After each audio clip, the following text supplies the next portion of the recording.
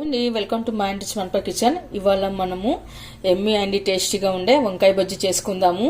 ఇక్కడ మనము ముందుగానే ఇలా లేతగా ఉన్న వంకాయలు తీసుకోవాలండి. బాగా కడిగి క్లీన్ చేసి తూచుకొని పెట్టుకోవాలి. ఇప్పుడు మనం వంకాయల స్టఫింగ్ కోసం ఇక్కడ వేయించి పొట్టు తీసిన పల్లీలు వేసుకున్నాను. అలాగే కొద్దిగా చింతపండు, రెడ్ చిల్లీ పౌడర్, సాల్ట్, జీరా, కొద్దిగా అల్లం వెల్లుల్లి పేస్ట్, ధనియా పౌడర్, కొద్దిగా కొత్తిమీర, ఇవన్నీ వేసాక గ్రైండ్ పెట్టి పెట్టుకోవాలి. ఇలాంతా మిక్సీ పట్టి పెట్టుకున్నాక ఒక బౌల్లోకి తీసుకుందాము. ఇలా బౌల్లోకి వేసి పెట్టుకున్న తర్వాత ఇప్పుడు మనం ఒక బౌల్ తీసుకొని అందులోకి 1 కప్పు శనగపిండి వేసుకుందాము. 1/2 కప్పు రైస్ ఫ్లోర్ వేసుకోవాలి. చిటికెడు పసుపు, కొద్దిగా రెడ్ చిల్లీ పౌడర్, సాల్ట్. ఇప్పుడు కొద్దిగా అజ్వాన వేసుకుందాము.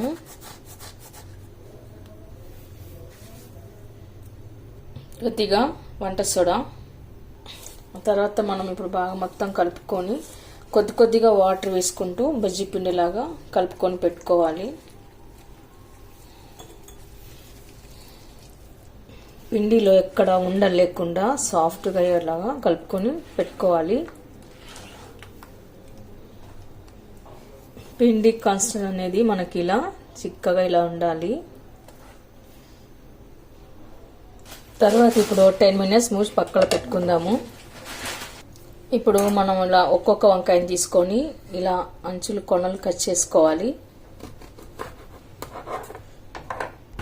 అంచులు కట్ చేసుకున్న తర్వాత ఇలా మనం 4 భాగాలుగా ఇలా కట్ చేసుకొని పెట్టుకుందాము. ఇలా అన్ని కట్ చేసి పెట్టుకున్న తర్వాత మనం ఒక కడాయి పెట్టుకుని అందులో కొద్దిగా ఆయిల్ వేసుకుందాము. ఆయిల్ హీట్ అయిన తర్వాత ఇలా ఒక్కొక్క వంకాయ వేసుకొని డీప్ ఫ్రై మాదిరిగా చేసుకోవాలి.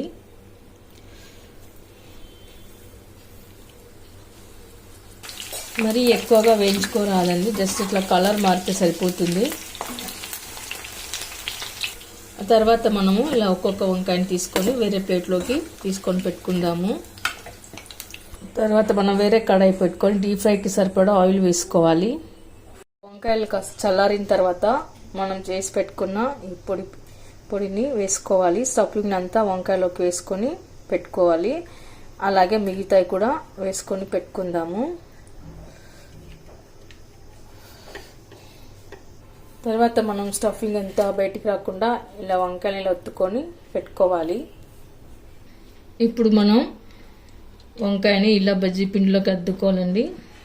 ఇలాంతా అద్దుకొని తర్వాత ఇందులోకి వేసుకుందాము.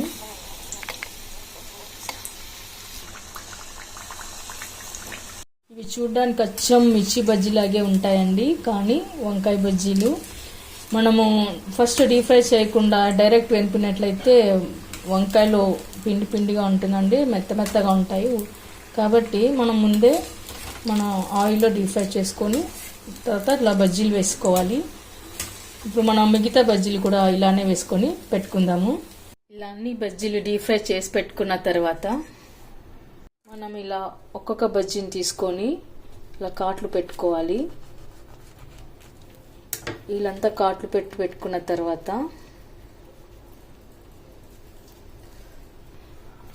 ఇందులోకి మధ్యలో పైన పచ్చి ఆనియన్ ముక్కలు వేసుకోవాలి. ఇలాంతా ఆనియన్ ముక్కలు వేసి పెట్టుకున్న తర్వాత పైన కొత్తిమీర కూడా పెట్టుకుందాము. ఆ తర్వాత